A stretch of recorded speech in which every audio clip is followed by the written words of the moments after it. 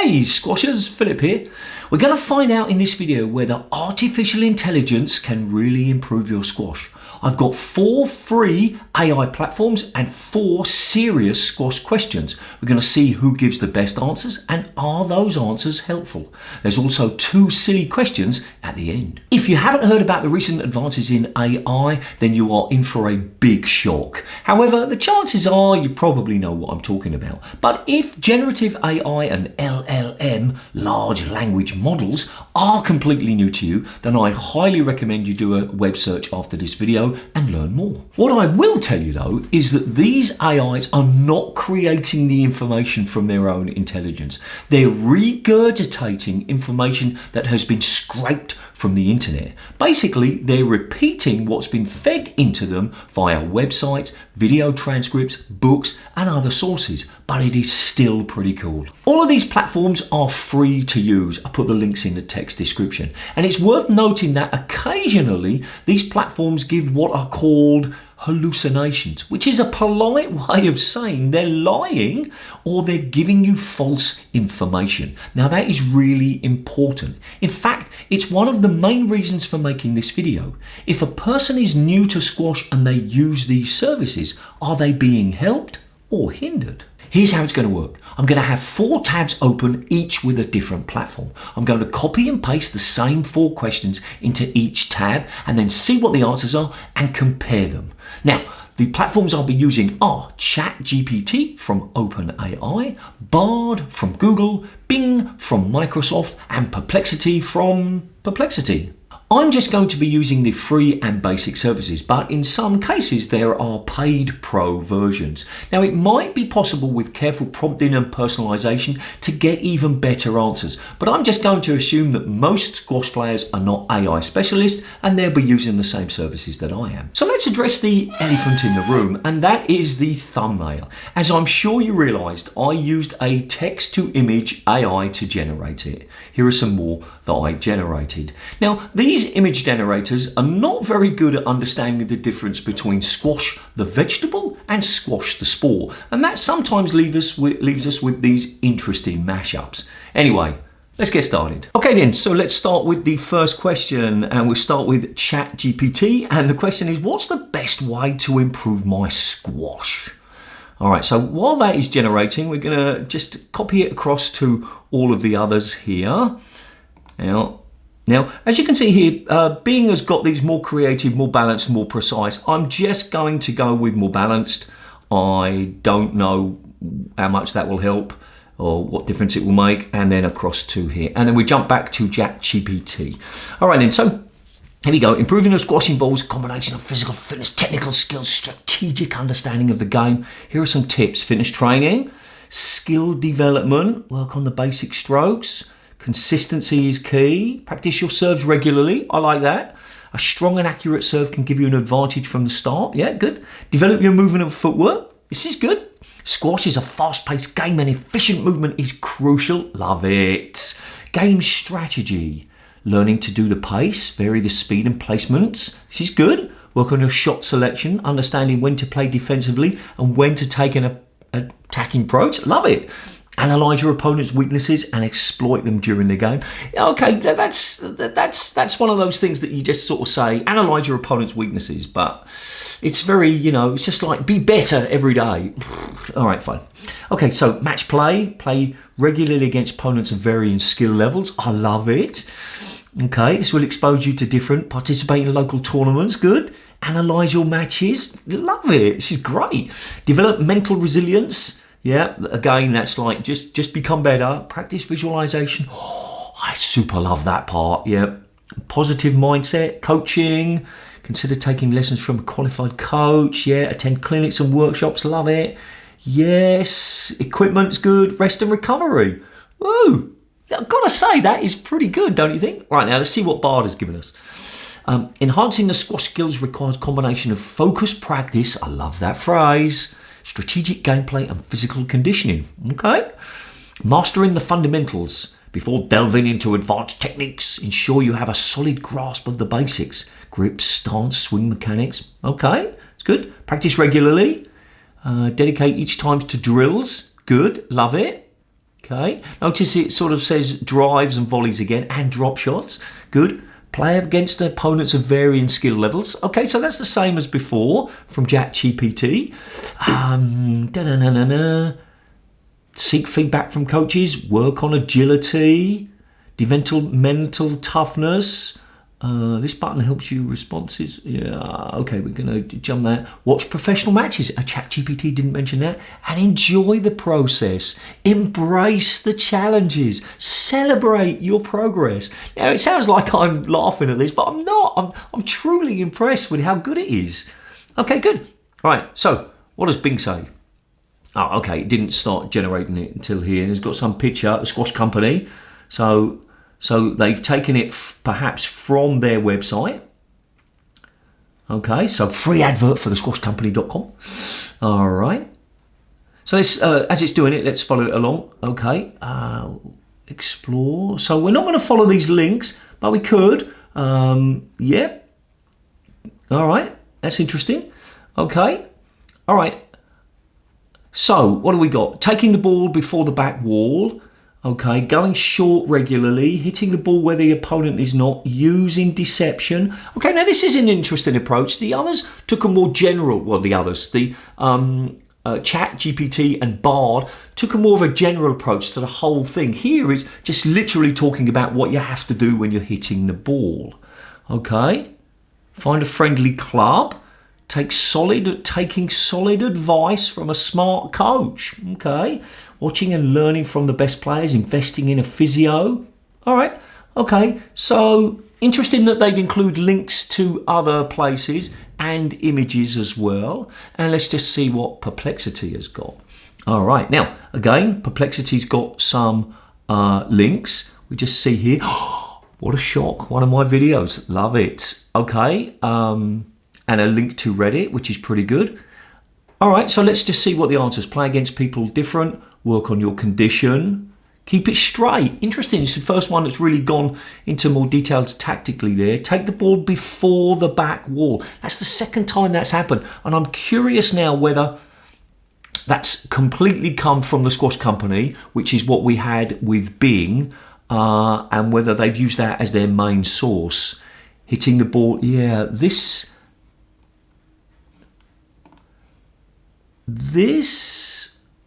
is very similar, isn't it? Hitting the ball where the opponent is not. Hitting the ball where use deception. Hitting winning shots. Yeah, so it looks like Perplexity and Bing are very similar. Now, Perplexity seems to use Claude. Or it can use Claude. And for those people who do know anything about AI, I didn't use Claude here because it's not available in my region. And that's because we got stronger privacy laws. And as I was saying earlier on, we've got these images where it doesn't understand the difference between these two things. And that is pretty funny. So out of all of the four, I think I like either Bard or ChatGPT the most, not because the other two have come from the Squash Company, but because I felt it was too specific to actually being on court, and I like that general idea of, practicing and playing different people and things like that. So I'm happy with either of those.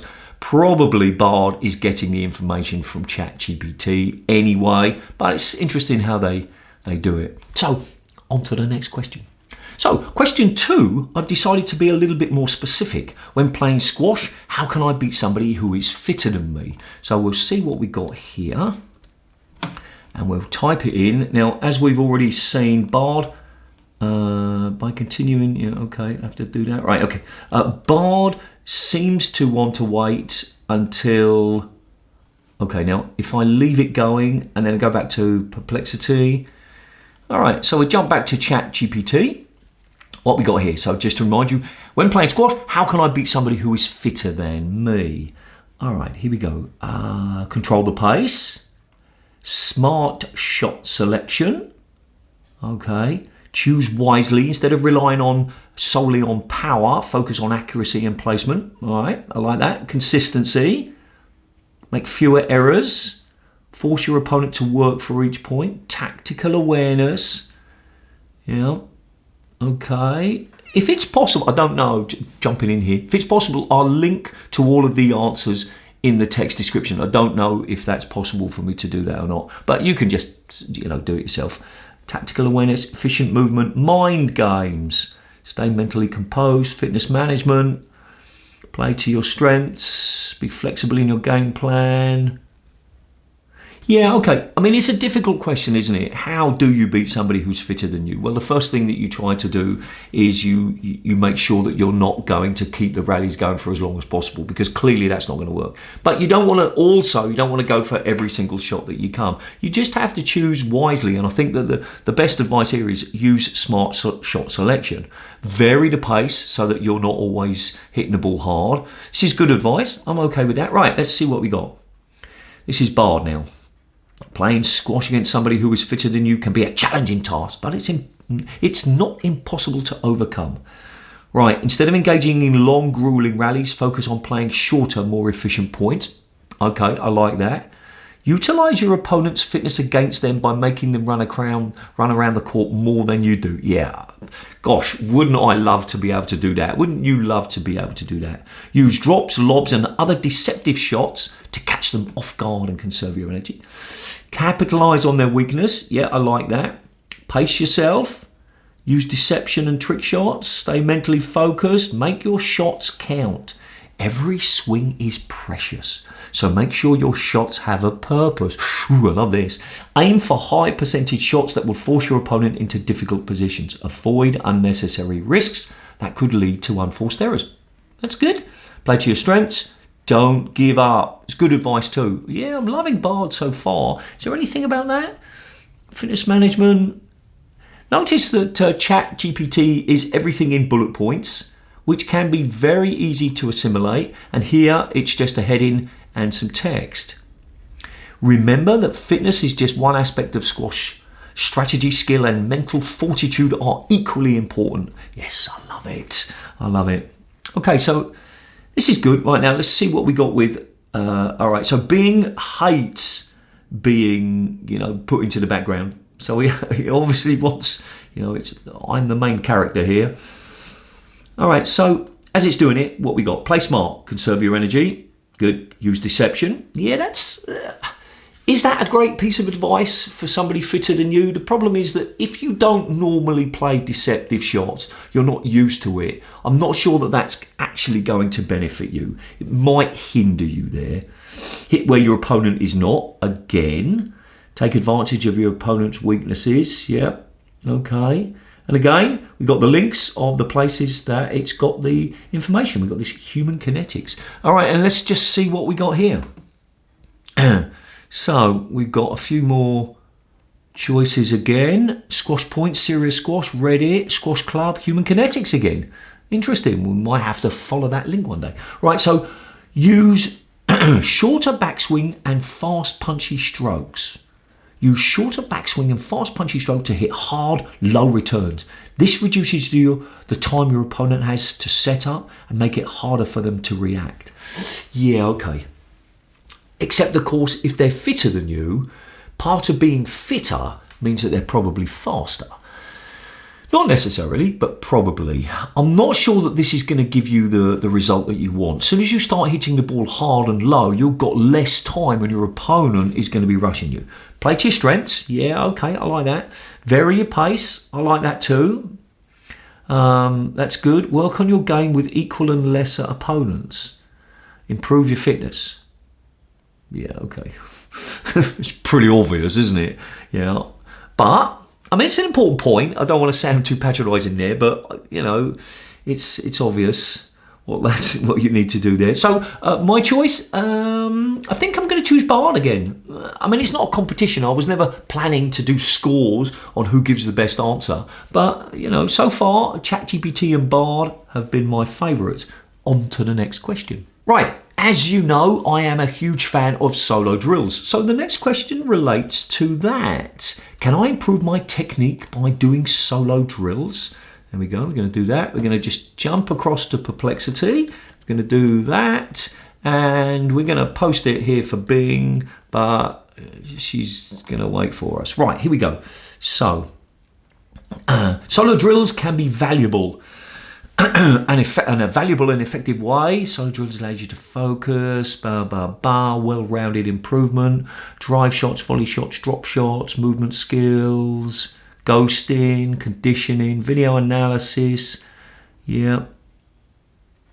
Okay. All right. This is a good answer. All right. I mean, I'm particularly interested in this video analysis. Record yourself during solo drills and analyze the footage. This can provide insights into your technique, footwork, and other areas. Now, I'm certainly not against players doing it themselves, but if you don't really know what you're looking for, you might pick the wrong thing, and then you might emphasize that, and you might end up focusing on the wrong thing. If possible, get a coach. Good. Regular and consistent practice, yeah, definitely like that. Consistency is key. Incorporate a variety of training methods and set specific goals for your training session, whether that's improving a specific shot. No. Yeah, I quite like that. I don't think you should go on court with no idea what you're doing. And this video isn't an advertisement, but I will be announcing something called the Solo Routine Membership, where I will be supplying solo routines for people as a paid option. But more in that in another time. And I think it's very important that when you go on court, you know exactly what you're going to do. If you just walk onto court and you say, right, what shall I do today? That's not a good way to approach it. Yep. So all in all, I'm pretty happy with ChatGPT's ideas. Oh, look, we got a slideshow. So let's see what we got here. Whoa, look, we got lots of pictures here. All right, that's pretty cool. Squash.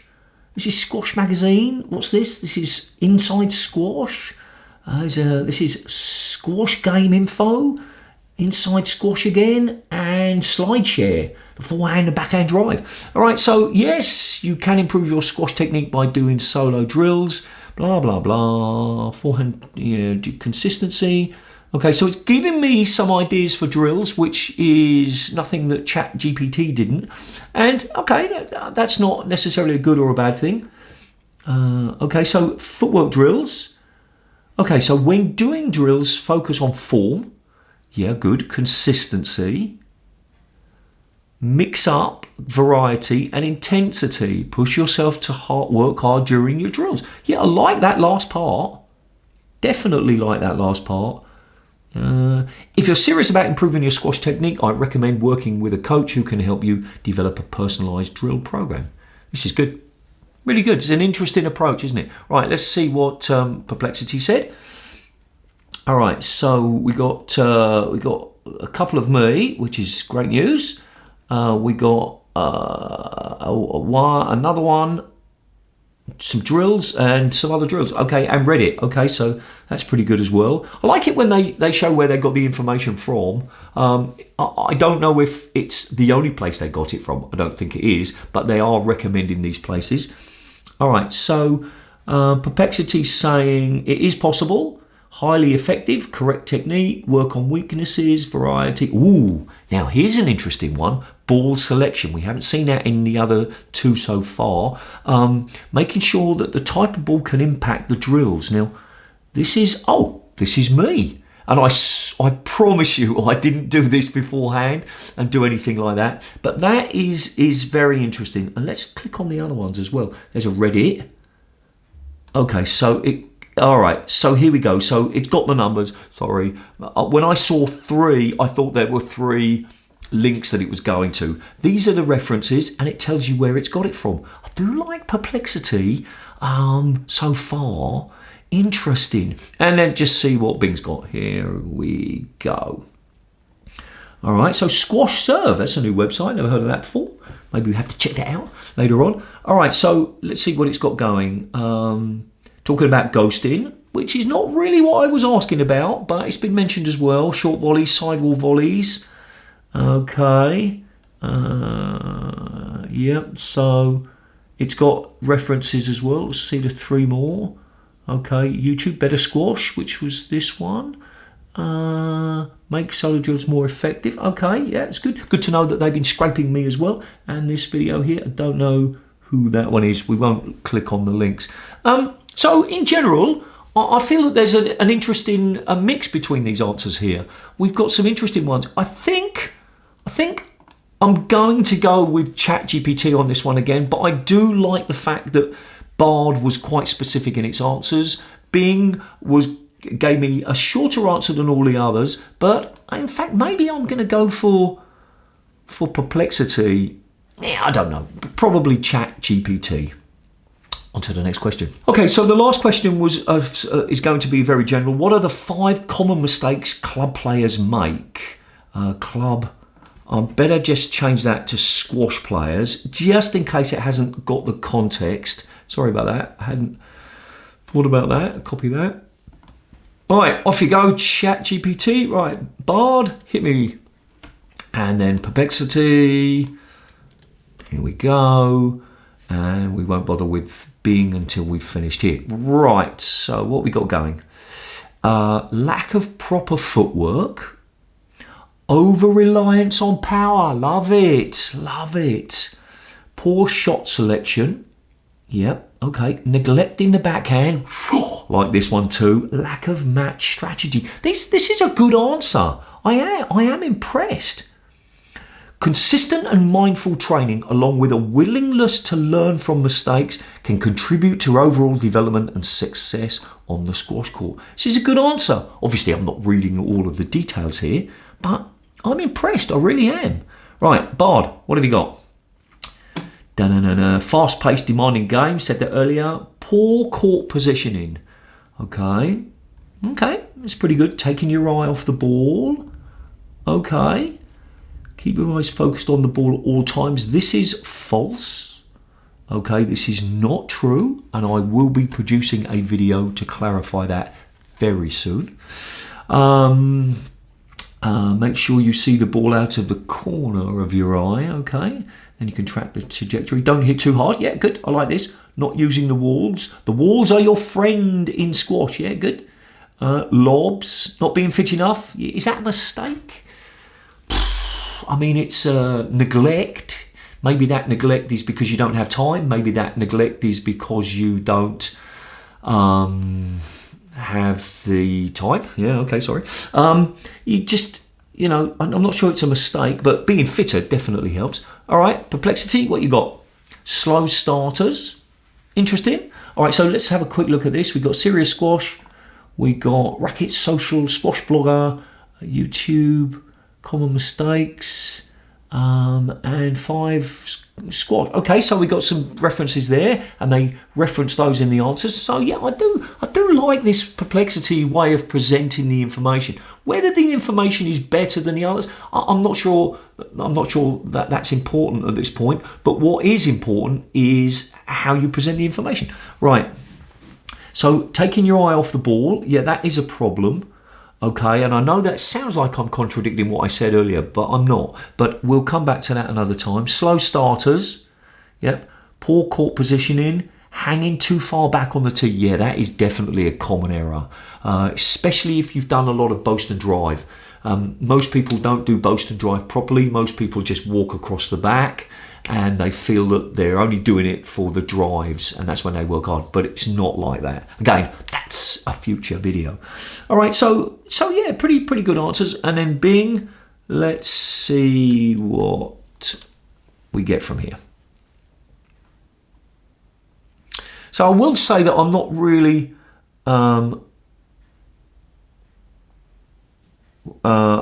sure. Now you'll notice that I blacked this. I blacked this reference out, and I'll be honest with you. This website completely stole my content. They took short clips of my video, and they didn't reference me, and they just stole the whole thing. So I'm not going to link to that. I'm not going to give them the benefit of my sending them to you, because this website steals content. That's what I'm going to say about that. All right. So what have we got here? We got poor footwork. Yeah. Okay. Weak backhand. True. Poor shot selection. Lack of fitness. Poor strategy. I like that all except number 4. I'm not sure I would call it a mistake. It's just something that people don't often have enough time or the motivation. And yes, your squash would improve if you had better fitness, but I don't think it's fair to call it a mistake. So out of all of them, I quite like the Perplexity. But I think I'm going to go with ChatGPT again. I think I'm going to go with that. That seems to have the best combination. It explains it the best. Although they're all pretty good, let's be honest, they're all pretty good. If I will say though that I'm not particularly, it's very short. The Bing has given us some very short answers. And as you can see, I'm very salty about this website stealing my content. They basically just took my video, turned it into a text, took my video and cut it into things and just copied absolutely everything. People can visit websites and say, that's a good idea, I'll use that. I've got no problem with that. But they totally copied it and they didn't even credit me. And when I emailed them, they totally blanked me. I'm very angry about that. Anyway, so that's that. Right then, so let us go on to some silly questions. All right then, so here we go. Here we go with the first of the silly questions. Tell me some trivia regarding squash, the sport. There we go. Let's see what we got. All right, okay. So this is quite a lot. Okay. Belita originated in Harrow. I think that's clearly set. Court dimensions, ball of rubber, racket materials, no let rule. The no-let rule in squash means that a point is replayed without scoring if a player's shot is blocked by their opponent. However, the rule has been a source of controversy and is often a subject of discussion among players and officials. Okay, all right. So squash has not yet been added to the Olympic program. Now you're probably saying, Philip. Of course it has. We got, Los Angeles 2028. But one thing to tell you, when I mentioned earlier that these platforms, these AIs, scrape the information from the internet, they do so up to a certain point. And I could probably find it. How up to date is your? Forgive me for not putting a question mark. All right, so January 2022. All right, so that's why it doesn't cover the information of the Olympics. All right, so squashing a unique drop shot boast. Yeah, okay. Boast is unique. Well, I mean, you can get it in paddle. You can get it in racquetball. All right. Drive, drop shot, nicks. Well, you get it in other sports, I suppose. Players use a combination of these three to move the squash ball, tend to boss balls. All right. So, I mean, meh. That's what I'll say there. Bard. What you got is the oldest racket sport in the world. All right. It is believed to have originated in Egypt over 5,000 years ago. Okay, this is why I wanted to do this question. I mean, this is just absolutely crazy. I have heard, though, people say that ball games of hitting the ball with their hand was in Egypt 5,000 years ago. The first official match was in 1830.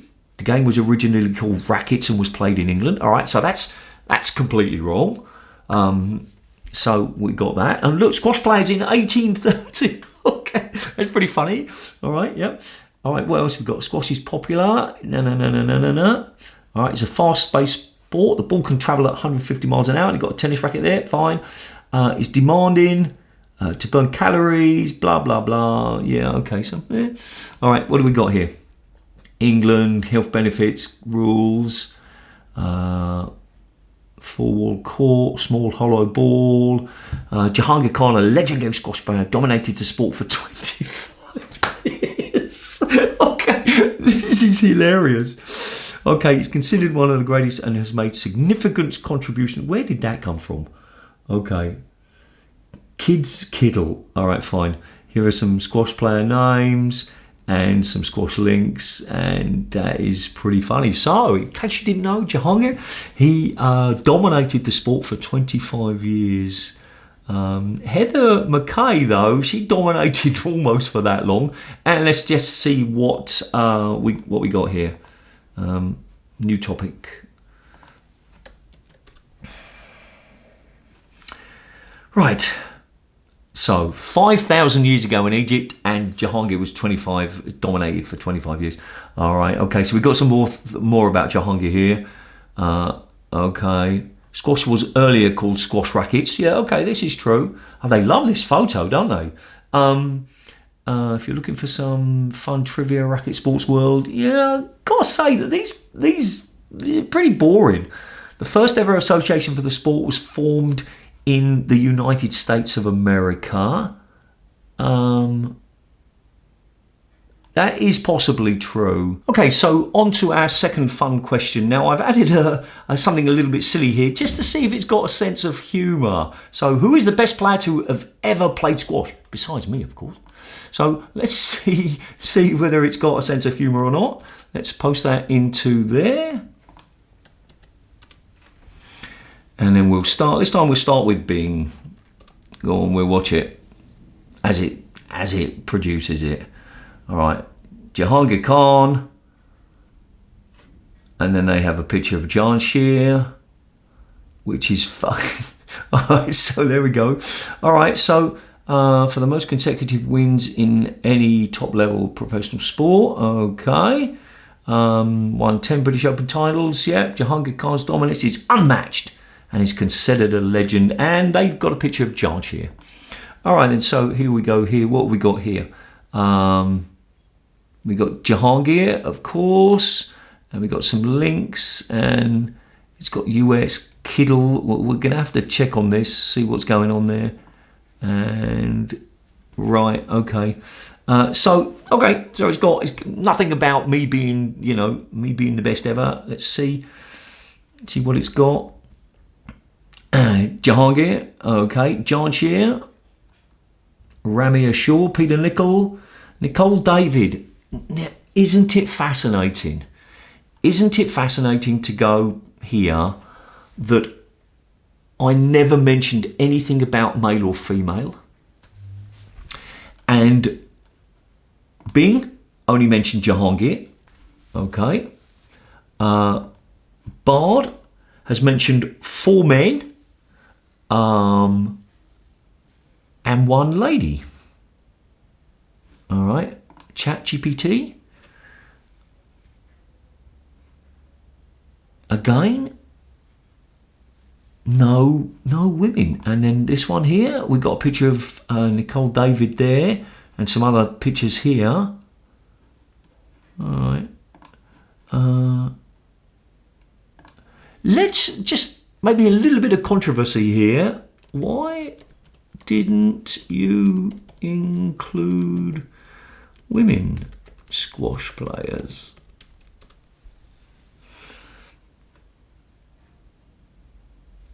Okay, so we'll copy that across to the other one. So it's now giving me some other women,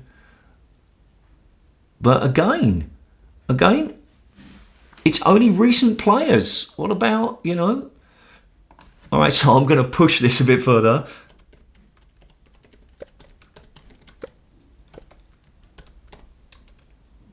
Not sure if I spelt her name correctly.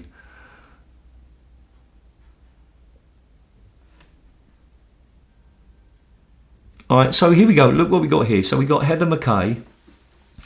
Okay, she was unbeaten for 19 years. So that's sort of laughing about, Jahangir, dominating for 25 years is not that far away in this particular case. 16 consecutive titles. So if you don't know about Heather McKay, she's an absolute legend. Right, let's post that in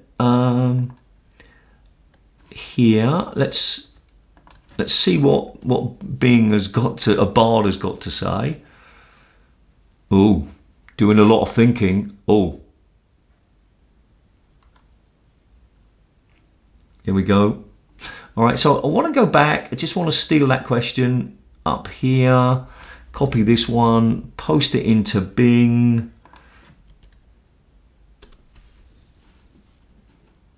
So it wasn't my intention to be, political, but it needs correcting, doesn't it?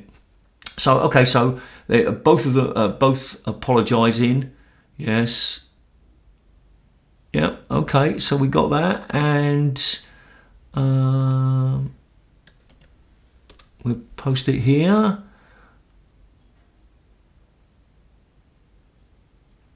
Right. Okay. 108 consecutive months. That was Nicole David. So we've just posted this lastly into here, and then we're finished.